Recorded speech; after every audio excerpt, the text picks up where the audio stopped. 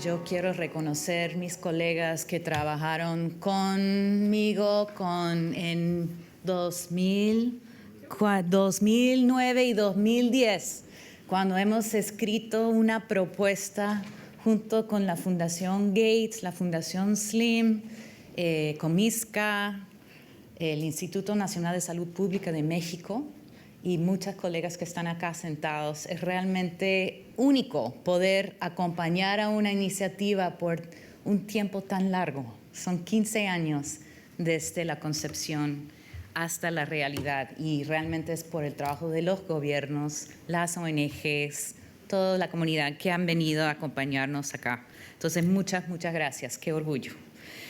Ahora voy a hablar en inglés porque vamos a presentar a uno de los expertos mayores de todo el mundo en la calidad de servicios de salud.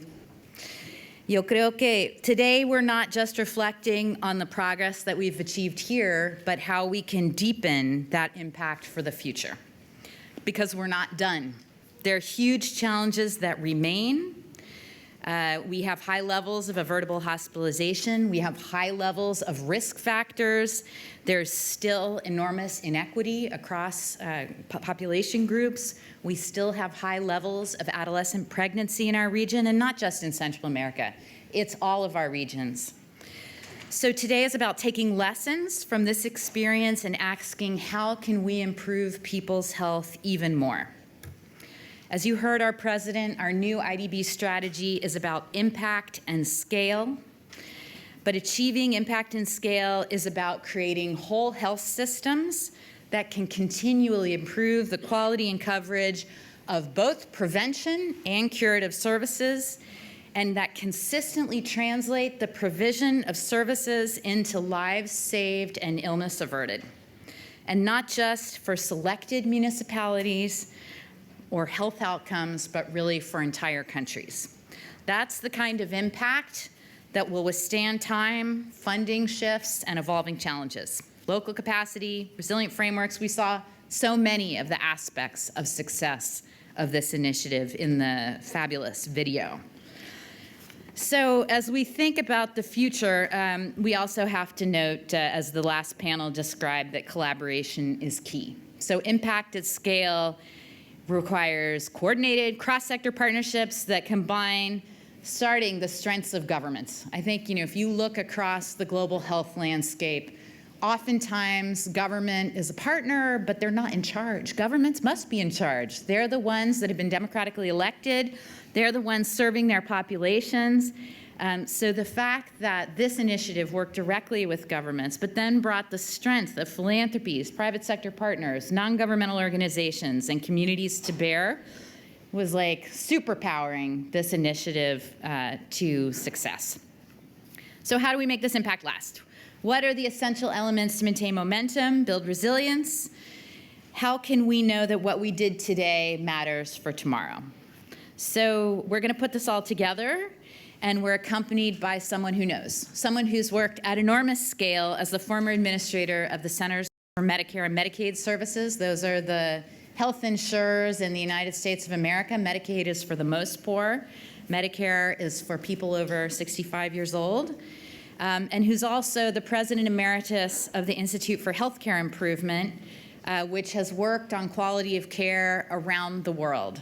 I don't think there's anyone who knows better about quality of care. We're so honored that you chose to come today and to share your expertise with us. So over to you, Don. Thank you.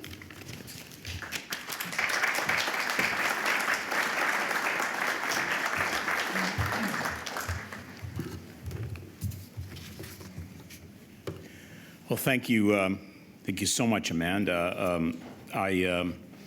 I recall my early participation in this project at an early meeting in Panama, and was so deeply impressed by the ambition, the ethos, the public-private partnership that was being evidenced, the interest of governments and private sector. It was one of the most exciting meetings I've been at in my career, and to be invited back to help celebrate what has happened and to try to learn for the future is an enormous honor. Your introduction was very generous. I need to lower expectations. I think the experts are here. It's you. You who have done this work. You know best what the harvest needs to be. You know best what needs to happen. You know the context locally. I don't. Not enough. I hope to stay with this project in its future forms, so I'll learn more. But I'll do my best to help, but not sure how well I'll do. I believe that the Salud Mesoamerica initiative is far more important than even the most generous of you imagine. This is a project of international importance and a lesson for decades of future work on improvement.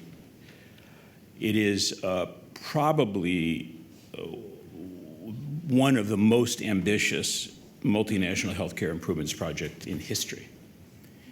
And you should remain focused on the localities that you're trying to help. You should get the job done, and it's not finished. But take a moment to reflect on your leadership as a region and on the wisdom of the investments of those who you're supporting, pioneering leadership, I think, by the Bill and Melinda Gates Foundation, the Gates Foundation, the IDB, Carlos Slim, and the Spanish and Canadian supporters and other supporters. I really congratulate you. You have invested with enormous foresight and trust and patience, and like all of us, we're going to be learning together. I also want to call out something very special in this project, which is the evaluation component. Both IHME's early work for a couple of years and now the NORC evaluation. I have seen evaluations of improvement efforts for the 40 years of my career, and I will tell you frankly, they can be destructive. They can take away pride and joy. They can remove the wisdom that lies in the people who are doing the work. These evaluations, and especially the NORC report, don't do that. It's one of the finest evaluative efforts I've ever seen because it preserves so much texture in stories and qualitative as well as quantitative results. It's interpretive, it's encouraging, and it's learning from variation. Some things worked and some things didn't. Of course, that's how the world works. And an intelligent evaluator, if I could use that idea, celebrates that. And instead of just reporting from outside as if you came from Mars and were watching another being, you become part of the learning process. And I think NORC has done that, and I want to commend them. And I have to give a call out to Emma Iriarte. There's never a single cause of something as complex as this, but Emma is a hero and a model for us all.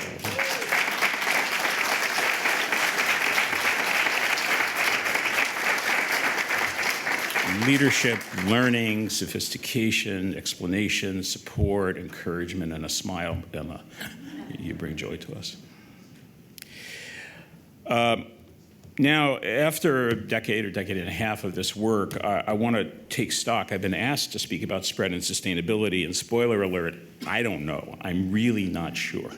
It's the Nobel Prize winning question now in our field, which is how to take good work and make it last long and spread wide. I'll give you some thoughts about that, but I want to go back first and reflect on basics, because there's something that happened in this project that just thrills me, which is the basics of sciences of improvement are evidence. They're instantiated in this project in a way that I have rarely seen. You had wonderful mentors and receptive communities. So I want to go through some of these foundational tenets, because they need to be preserved. Part of sustainability is don't forget how to improve. You learned a ton here. And so let's try to capture that. And I'm going to do that with the help of my grandson. So the basics here are really simple, and I think this is what I said in Panama, so you can go get coffee, because I'm going to review myself for a minute here.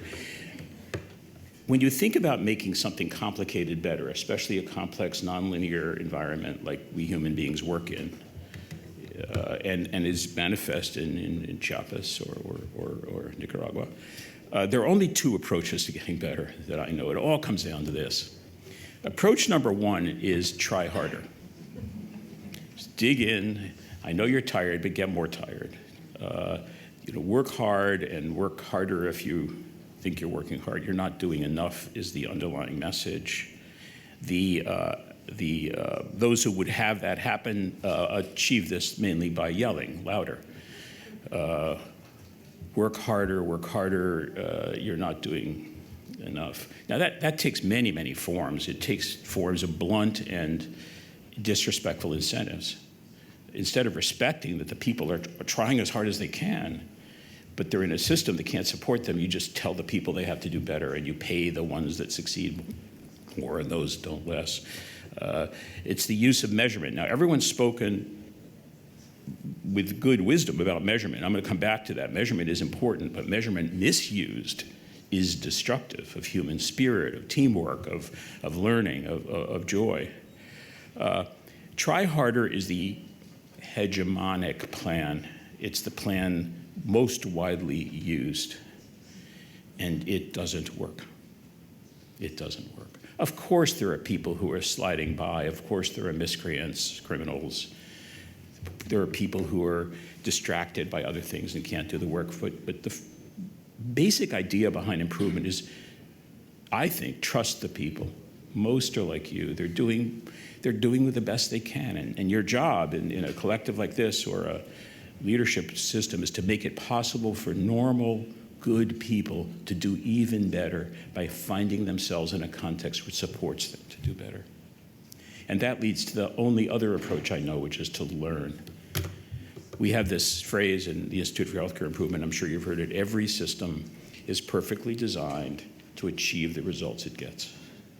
Every system is perfectly designed to achieve the results it gets. If you don't like the results, the death rates, the infection rates, the dissatisfaction, the maternal mortality outcomes, you're going to have to change the system in which people work, which is very different from yelling at the people. And how do you change a system? By learning. The same way a child learns to ride a bicycle. You have an ambition, a goal, and the goals really matter. But you have to have an approach. Now, I'll show you the approach, but the learning approach, installing learning in the daily work of complex systems is the heart of the leadership job. Now, let me show you an example. I have 8 grandchildren, and I'm not saying Nathaniel's the best, but he's the oldest. They're all the best. Nathaniel's 15, and he's just a joy. And a couple of years ago, Nathaniel discovered running. He now is a specialist in a 2-mile race. He's well coached, and he's doing very well. I'll tell you the punchline in a minute. Now, his coach is a woman, Laura, who is probably 5'2". I doubt she weighs more than 100 pounds. And she's a world-class runner, a professional runner. She knows a ton. And she loves the sport, and she loves teaching. She loves developing the young. You can tell it by watching Laura. So here's what Laura does. When Nathaniel's running on the track, Laura stands on the side of the track and yells as loud as she can, "Nathaniel, run faster. Try harder." She stands there with the gold medal that could be won, and she says, he's dangling it in front of Nathaniel as he runs by. "Do you want it? Do you want it? Come get it. I'll give it to you if you run faster. And by the way, Nathaniel," she yells, "if you don't run faster, I'm going to tell everybody who knows you. They're going to think you're a weakling. Is that what you want? So Nathaniel, run faster. Try harder." That's her coaching style. Do you believe that?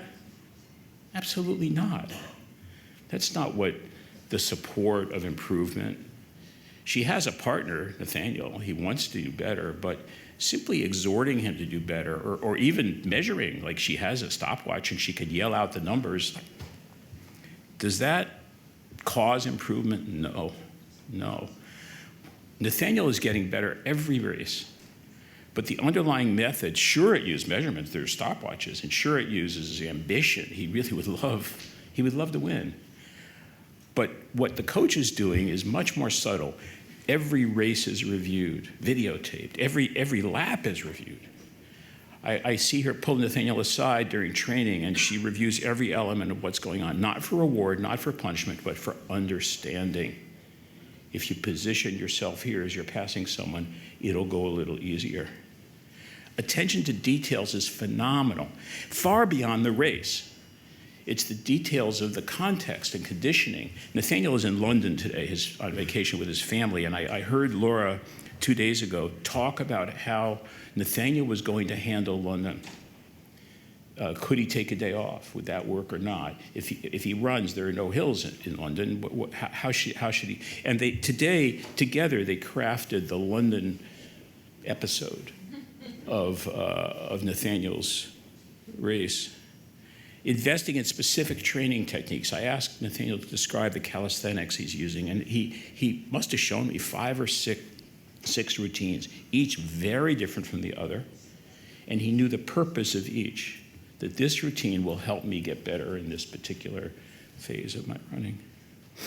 You think about running as a solo sport, not with this coach. It is a team sport. There's a running team, and the runners talk about how to help each other, how to help pace each other as they go around the track. She makes heroism a team effort, not one individual beating the other. Of course, the runners on a team each want to run faster than the other, but they know the way to get there is to work together. And Laura makes it possible. She constantly expands the domain of interest. Laura, the coach, isn't just talking about running. She's talking about nutrition and managing injuries and studying the splits and talking about how you're feeling. Her common question to Nathaniel is, how are you feeling? So she gets the feedback. That's a measurement, but it's not a quantitative measurement. It's a spiritual, narrative measurement, and it's just as valuable as the number of on the splits of the laps. She fosters joy. Everything Laura does, in the end, builds smiles. That's great. Aren't we having fun? This is terrific. What's wrong? We can fix that. It fosters love of the sport, the beauty of technique, and the beauty of the experience of teamwork. And when Nathaniel gets low, and he does get low, she's there. Not pointing out the failure, but supporting him towards success. And it all is foundationed on trust. Laura trusts that Nathaniel wants to grow, and Nathaniel trusts that Laura wants to help him grow. I went to Nathaniel's state-level match 2 days ago, where he, as a sophomore in high school, won the race, the 2-mile race. He didn't do it by trying harder. He did it by learning how to run. To do away with excess or any maternal mortality in Central America requires the same set of attitudes and resources for improvement. It requires a model for improvement, and that's what I want to talk about. What are the principles that we're working with? Now, the principles of the Salud Mesoamerica, the leadership principle, the measurement principle, the idea of feedback, it's all there, but I'm going to kind of get a little more textured about what I think these principles are. The fundamental driver of getting better is learning, not exhortation, and fundamentally not incentive. Incentive is an asset in learning, but it doesn't produce learning. The process of improvement is a learning process.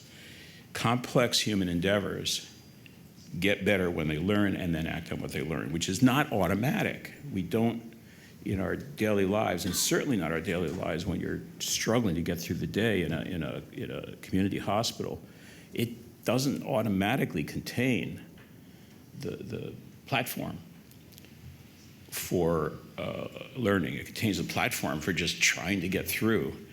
And by the way, in some sense, the pressures we're under, not just in the global south or developing world, but in all worlds, the pressures of day-to-day production in the status quo are inimical to learning. Let's sit down and talk. No, I don't have time. I got to see 4 more patients. So something's had to happen which creates a context that is nurturant for learning. safe for learning, resourced for learning. I guess from the viewpoint of just production, it means you've got to give up current productive capacity in trade for a learning capacity, which later will help you win the 2-mile race. What about failures? Failures in the world of learning, for me, are the best source of knowledge.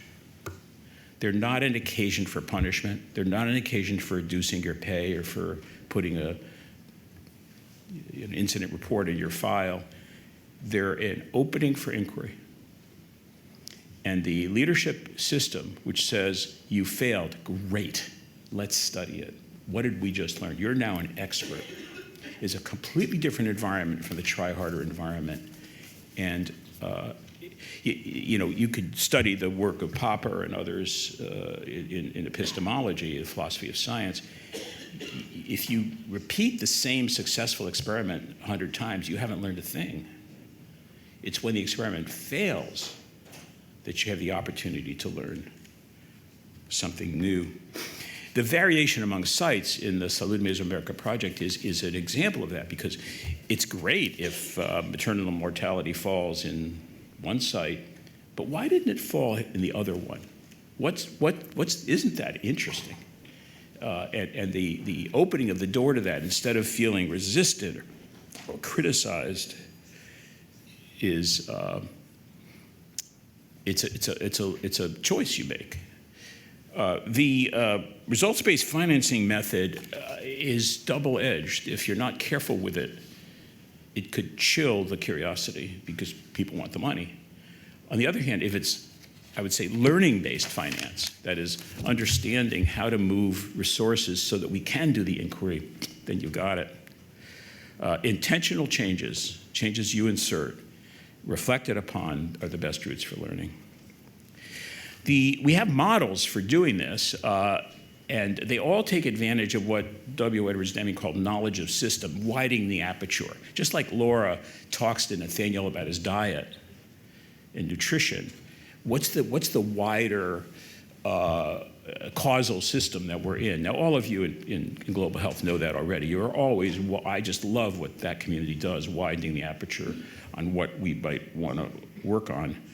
But it isn't easy to do. There's a quote from Dwight Eisenhower, the general and president, that I like. Eisenhower is alleged to have said, "Whenever I meet a problem I cannot solve, I try to make the problem bigger." And in Salud Mesoamerica, you know that. If you just stay confined to the habits and the processes of the community hospital, you're not going to win. You've got to make the problem bigger. Who else needs to be involved? In fact, in this whole enterprise, its approach to public-private partnership and inclusivity is an amazing resource for systems thinking. Now, once you've got the problem, we've offered you, the IHI has been one of the teachers in the world of this model for improvement. I see my colleague Rashad Massoud here, who has taken this to many countries around the world. The authors are Tom Nolan and Lloyd Provost and a group but this is a very powerful way, not the only way, a powerful way to think about improvement. How do you get better? Well, 3 questions. What are you trying to make better? What are you trying to accomplish? I'm a child, I can't ride a bicycle, I want to ride a bicycle today. How do I know that a change is an improvement? Well, I need a measurement. I think I'll count the scrapes on my knee, I guess. If I fall off the bike, I'm less often, but you have to have a way to know. That could be narrative. Remember the value of narration that the NORC evaluation shows. And then you have to find something different to do, and that's the beauty of Salud Mesoamerica, because now you have 8 countries, thousands of people where one can raise their hand and say, I've got this barrier here. Has anyone met it? And someone here says, yeah, I've got it. Here's what we did. And you say, well, that'll never work here, but I could change it and make it work here. What are we trying to accomplish? How would I know if things got better? And what change can I make? And then there's getting on the bike, this plan, do, study, act cycle. It's not gospel, but it's really helpful to say we're going to try it out and then reflect. And there's that reflection loop. Anna Maria said the project is testament to the power of working together. The power of working together is learning together in that loop. And it's extraordinarily manifest in the work of Salud America. Islands inhibit learning. Bridges help it. The other thing are skills. I won't get into this more deeply, but too deeply, but this is from W. Edwards Deming, the scholar of improvement of the last century. He said, we tend to go around thinking that if we want to get better at stuff, we have to know the subject matter. Of course you do. If you're a surgeon, you should know where the appendix is and how to get it out. If you're a pharmacist, you should understand medicine, but that's not enough. In complex nonlinear systems are these other skills, like the systems skill that tells Laura to ask Nathaniel about his diet. It's the study of variation, where the variation is not a problem, it's informative. Why is this happening, and how can we understand the variation? What's instructive about it? There's the psychology, which I think is about trust, which is if you start off not trusting each other, you're not going to learn. But if you start off assuming goodwill is everywhere, then you stand a chance at building the bridges so that Nathaniel, who wants to beat Khalid on the track, works together with Khalid on pacing and trusts Khalid to do that. And then there's the PDSA, that's where leadership comes in, because the leaders need to be able to say to the group, try it. Just if you have an idea, try it. I mean, look at what you did, put a safety net under it, but you, everybody, you are invited to try getting better. And if you keep doing it the same way, you'll probably get the same results. So let's be rich in trial. Scaling, which is supposed to be a main topic, is very complicated. It's an organic process.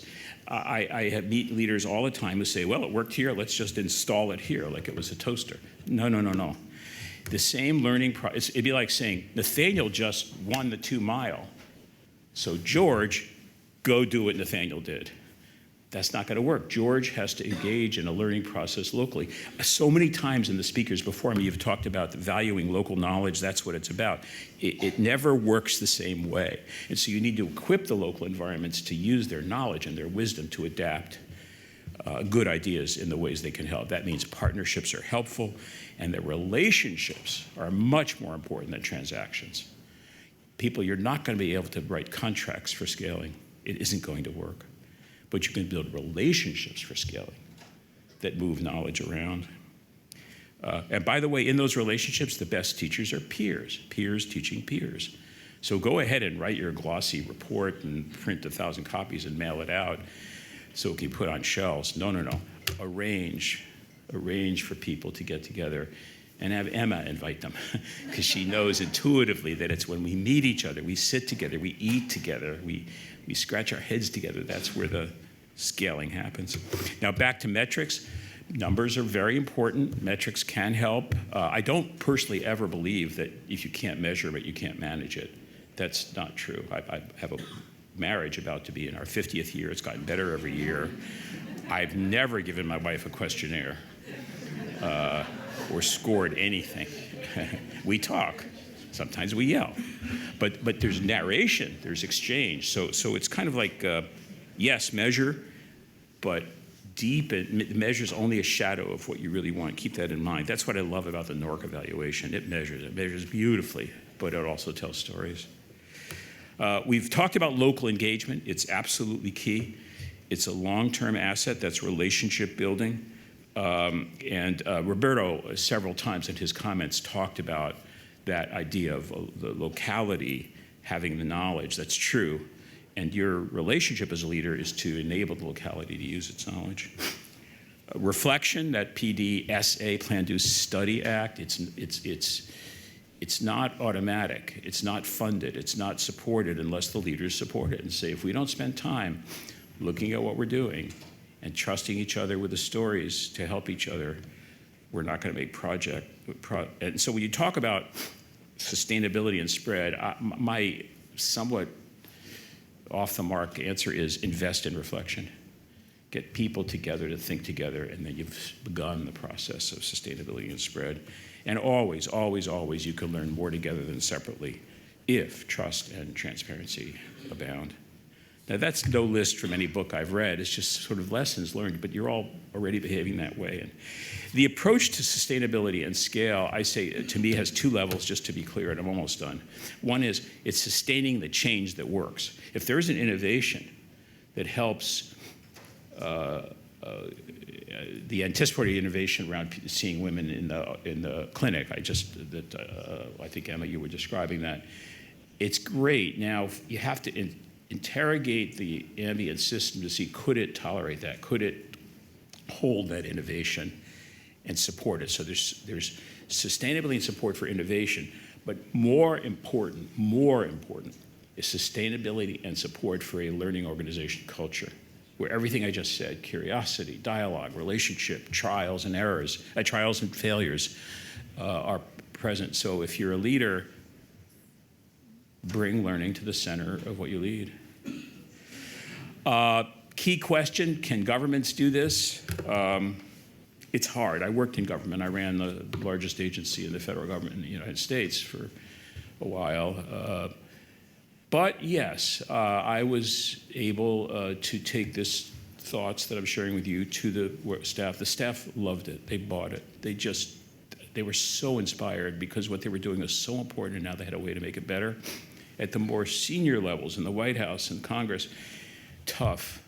Elections are coming. There's a headline in the Washington Post, and suddenly we're always in emergency mode, and that's not a very good place to be. So finding out how to help protect the environment of learning is it's a challenge for government, which is one of the reasons I like the public-private partnership, because private organizations generally have a little bit more readiness for what I'm telling you about. But I'm optimistic about government.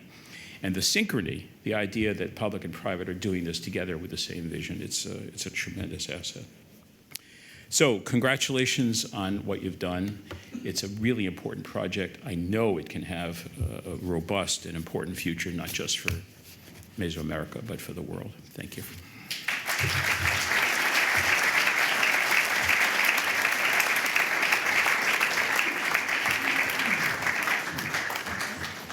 Okay, thank you so much, Don. I'll ask a couple questions, and then we'll turn to you briefly. We're a little bit behind time, so we'll wrap it up. Sorry. Close. No, because it was an inspiring presentation. But you ended where I wanted to begin, which is you talked about the importance of trial and error, the importance of measuring and then learning from variation. So where does that function sit if you are working within government? Because of course there's Salud Mesa, but in this next phase, it's governments, it's the IDB. How do you think about that? I wish I had the answer for sure, Amanda. So I'd say two things. One is, first, the task is to preserve that attitude of curiosity, trial, trust, different attitude. We shouldn't call it failure. Maybe it's like, it's lessons learned. But make sure that that is explicit, spoken, and reinforced in the culture. So that's what we're after. Mm-hmm. When you do that, it's amazing. You've seen it in some of the teams that have worked out there in the Salud Mesoamerica project. You've watched teams get really curious and start to really try stuff. So that's what we want the culture of the organization to be, a culture of curiosity. Now, the leader matters. And so what we need are boards of directors, ministers of health, who understand that if they invest in supports to curiosity and lessons learned, they're going to get better results. I don't know how to do that, but many ministers of health seem to get that. I got to work with Juan Pablo Uribe in Colombia, and boy, he kind of got it. He understood that he needed to support that culture, but others, no, they're just hooked on incentive, I guess I must say. And it just is, incentives are helpful, but they don't teach. I'll tell you what I would do if I were king. I think that we should be forming learning collectives of ministers of health and even chief executives of countries they're evanescent, they come and go, but why not get together and keep talking about this? They want the results, but we don't really have access to a learning system for them to learn. Yeah. And I think it's so attractive a way to be that I think it could help. So Okay. that'd be my. So yeah. I mean, to the extent that there are kind of labs within ministries of health Yep. that are focused on continual quality improvement, measurement, but also feedback in the spirit of curiosity, that's potentially one way forward. I know we're short on time. Can I Yeah. make just a quick anecdote? Paul Farmer and Jim Kim are working on a multi-drug resistant TB in Peru, in Lima. And in the barrio in Lima, Caraballo, years ago, they proved that even in a very, very, very poor area, you could eliminate MDR-TB. And then they came to IHI, and we formed a relationship, like, how are we going to spread and sustain this?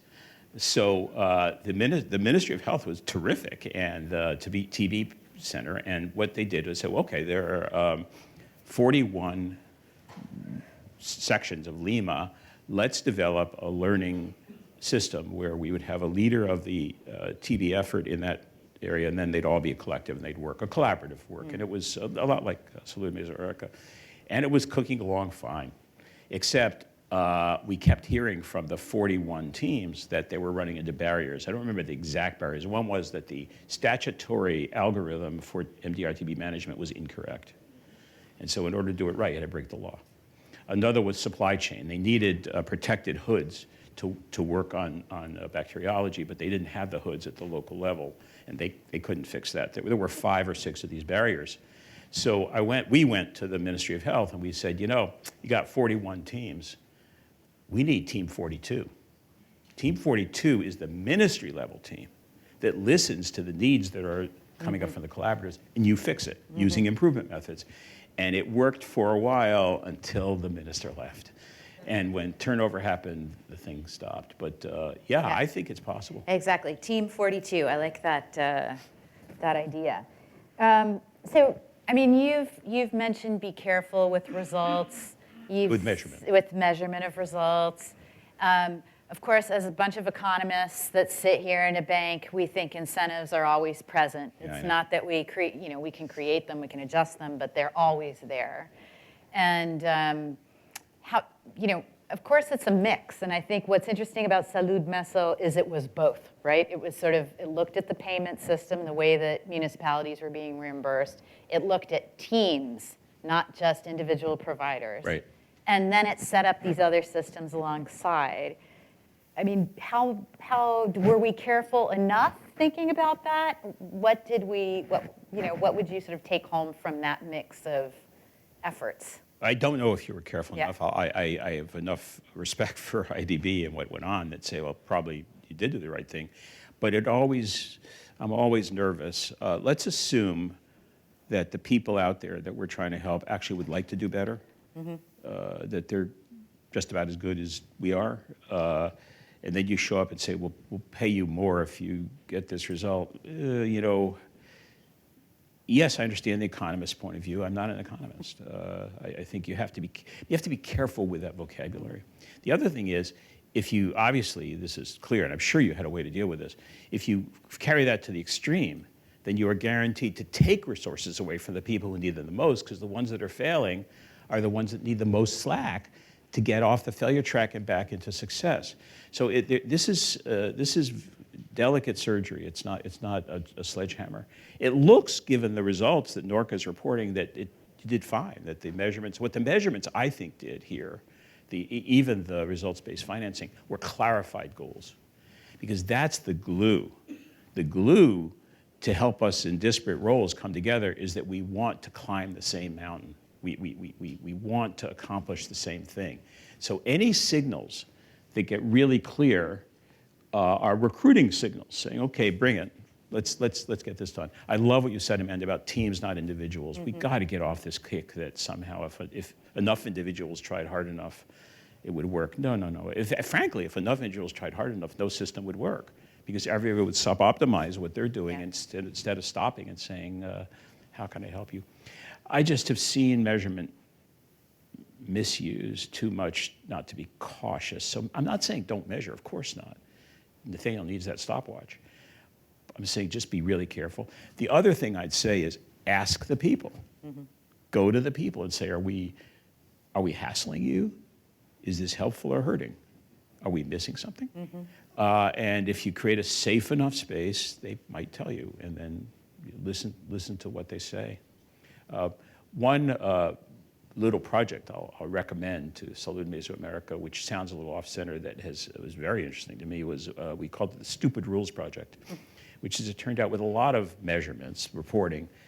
They come from history. No one actually used the reports, and we formed a collective, I think, say 34 organizations in the US, and then it was repeated in Europe with another 30, in which the executives, the CEOs, went out to the workforce and said, what are our stupid rules? What are we telling you to do that stands in the way of your care? Please nominate stupid rules. And man, did they. We had, I think it was, I don't remember the number, it's something like 370 stupid rules nominated from 24 organizations. And when you looked at them, you say, what? We require that? And so the project was, the CEO, the executive structure said, if it's stupid, stop it. Don't do it anymore, even if we said to do it. If it's stupid, and it was the most fun project I ever did. What that does is it releases energy, and it's a really good way to hear back. Excellent. Well, I hope we'll all adopt that plan. Do we have 5 minutes for questions from the audience? Yes. Okay. So please put up your hand. José, dinos quiénes son. ¿Qué preguntas para el doctor Berwick? ¿Algo? Acá.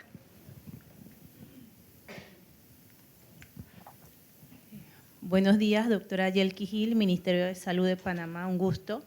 Nos queda claro, señor Donald, con su exposición, muy importante, y felicitarlo, que el potencial de los modelos no va a la parte de ser perfecto, sino de adaptarse, transformar, y que los equipos técnicos de salud, al igual que la población, crean estos modelos. Usted mencionó algo importante, independientemente de un cambio de estructura, cuando hay políticas y una iniciativa que da resultado, es importante mantenerla y mejorarla. Gracias. Thank you. Well said. Let me pick up on this local versus central. So knowledge can be central. There could be a research unit that has discovered a great deal about the right drug for multi-drug resistant TB. So part of it is making sure that the best knowledge reaches the field. But that doesn't mean that the smart people in the university understand how to do it locally.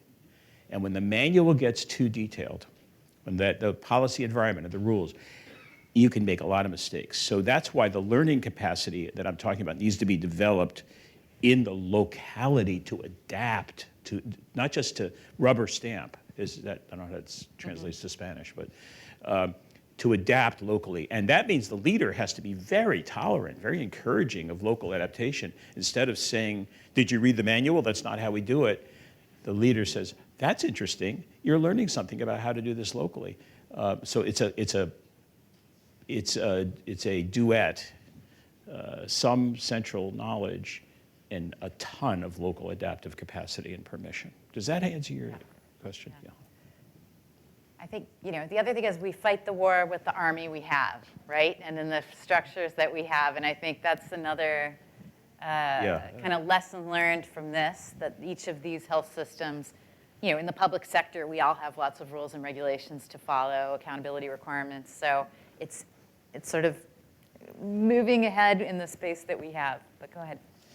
Don, it's really a pleasure to listen to your reflections and anecdotes. Today, if you see Salud Mesoamerica 14, 12 years ago and today, there would be a new element, I think, around the process, which is a lot of what's transforming health, which is digital health. Oh, yes. Which is also not so easy to implement because you have inequalities and a number of issues that are behind the concept and behind the implementation. But I think that one of the challenges that we would have for this type of platforms and initiatives to transform the provision of health services would be to really be respectful of innovation, really to to be put at the center at the same time that the person is at the center, but not to follow the traditional, I would say, rules or normatives that you would do without the digital transformation. So I think there's a gap there of really understanding the process, and maybe it's going to be also challenging for these initiatives to try to incorporate and to also try to see if it's feasible, if it's going to really have a benefit, as it's been, I would say, declared in many international forums that it's going to be the catalyzer of health transformation. I would love to hear your thoughts about that. Oh, well, okay. Well, thank you for the question. First, discount my thoughts. I'm not a digital native. When I need to turn on my television, I call Nathaniel. He comes over. He turns it on. Okay, so here's some thoughts. First of all, I think the potential is phenomenal. I think you're right. To build systems without knowledge of what this potential is going to be very short-sighted. So I'm really excited about what I see. However, first, we have a negative lesson learned from electronic health records. At least in the United States, most physicians still hate them. They were developed for other purposes than actually improving patient care. A friend of mine calls them electronic billing systems, not electronic health records. Somehow the developmental technology there lost touch with the user, which is weird because you'd think they'd be the experts on human-based designs, but that's not what happened, and now we've got to dig our way out of it. With this new AI world, we can avoid repeating that error. So I think the key here is to have the development occur hand in glove with the people actually trying to do the work. Their work will change, but I think we should be doing co-development at a level never attempted in the electronic record area. Now, that said, if someone shows up with a new technology that's just brilliant and actually does away with the whole need for work, you can just install that. That's okay. But I'm talking about showing up with assistance to diagnosis, assistance to record keeping, assistance to patient communication, it should really be done in dialogue, and that's my best answer. PDSA again, just keep trying it. And the way it works in CHOPIS may not be the same as the way it works in a different participant. You're going to have to make local adjustments. So optimistic, but caution. And remember, the wisdom in the workforce is immense, as is the wisdom in the patients. Let's harness it. I don't know if that's helpful. And it came from a novice. So we have 9 seconds. The last one here. What? Oh, but this is a former minister. Por favor. Okay. Okay, we'll take 2 quickly. Yeah? And Go ahead, I'll make please. the answer short. Okay. Hola, doctor Berwick, mucho gusto, un enorme placer conocerlo en persona. Mi admiración y mi respeto para usted. Usted mencionaba en su presentación que los equipos locales, a través de su liderazgo y su compromiso, son los que han hecho muchos avances y logros de impacto en calidad. Quisiera aprovechar la oportunidad para consultarle, en su opinión, cuál sería la recomendación para el más alto nivel político de los ministerios de salud. Brevemente, si nos puede decir cuál sería la recomendación para poder fortalecer los sistemas de salud a través de una adecuada gestión de calidad y la adecuada gestión de la mejora continua. Gracias. We're going to take both. Go ahead. Buenos días, Rocío Sáenz, exministra de Salud de Costa Rica. Mi pregunta va más dirigida a la dificultad que tienen muchos de nuestros sistemas de salud por la fragilidad de mantener los recursos humanos en los trabajos. Y en algunas situaciones es porque se carece de una estructura que proteja el trabajo continuo en salud, pero en otras es porque las situaciones políticas como las que estamos viviendo hoy en Estados Unidos pueden también cambiar y remover la gente que ha construido y ha desarrollado un conocimiento y una experiencia. En este proceso de aprendizaje continuo, creo que podemos intercambiar algunas lecciones aprendidas de Mesoamérica en ese sentido y que tal vez usted también nos pueda referir algunas ideas al respecto. Gracias. Okay, so very shortly, you were asked extremely ambitious questions. One is, what do you recommend to a minister of health? And the other is about sort of the human resources issue and how we retain people. What can we learn from this experience and others? For the Ministry of Health, which I faced the same kind of issue when I was at Medicare and Medicaid. I'm going to sound like a broken record. The Minister of Health should erect and support a system of learning for the nation, which has centralized people like Emma, people who really understand. You could give the same lecture I gave. You've got to have that. By the way, train yourself in that. And second, there needs to be a distributed system of local support to building improvement capability in the locality, even despite the shortfalls of. Yeah, we could do that with collaboratives. We worked in Ghana, northern Ghana, on Fives Alive, a project to save kids under 5. It was all done in local clusters where we had maybe 10 or 12 community health centers, community hospitals working together. So a whole bunch of Salud Mesoamerica spread out, but that had to be supported by the ministry for the long haul.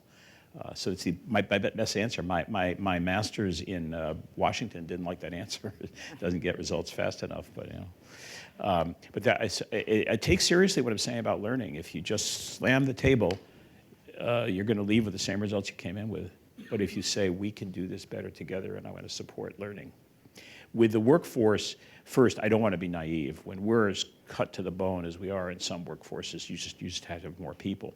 But 2 ideas. One is we have to reinvent the workforce. We are tying our own hands with guild-oriented limitations on scopes of work, with not trusting community-based people to do things for themselves.